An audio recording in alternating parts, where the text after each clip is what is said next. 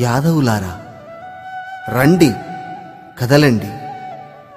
మన జాతి యాదవ జాతి, మన కులం యాదవ కులం, మన వృత్తి ఆవుల మందను మేపటం.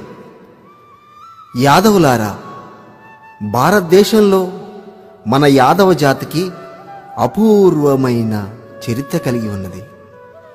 మహాభారతంలో అనేకమైన మలుపులకు చక్రం తిప్పినవాడు మన జాతిలో జన్మించినటువంటి ఆ శ్రీకృష్ణ భగవానుడు. స్వతంత్ర భారతంలో యాదవుల పాత్ర చిరస్మరణీయమైనది.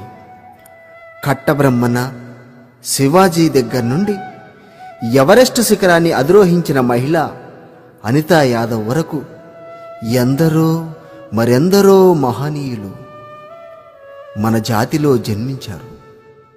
దానికి మనం గర్వపడాలి. హిమాలయ పర్వతంలోని అమరనాథ స్వామిని మొట్టమొదటిసారిగా చూసినవాడు మన యాదవుడే. అదేవిధంగా తిరుపతి 7 కొండలపై కొలువై ఉన్న శ్రీ వెంకటేశ్వర స్వామిని మొట్టమొదటిసారిగా మన యాదవుడే చూసి తరించాడు. అదేవిధంగా మల్లన్న స్వామి మన కులదైవం. హైదరాబాదులో ఉన్న నేటి గోలుకొండగా పిలువబడుతున్న కోట నాటి గొల్లకొండయే.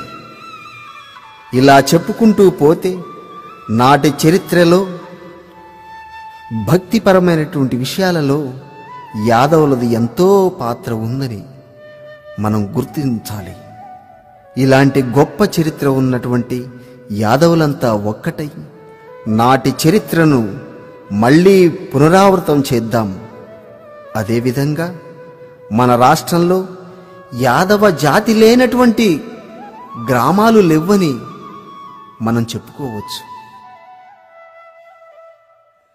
జనాభాలో దాదాపుగా మన జాతే ఎక్కువగా ఉన్నది. రండి, కదలండి, యాదవులందరం కలిసికట్టుగా ముందుకు సాగుదాం.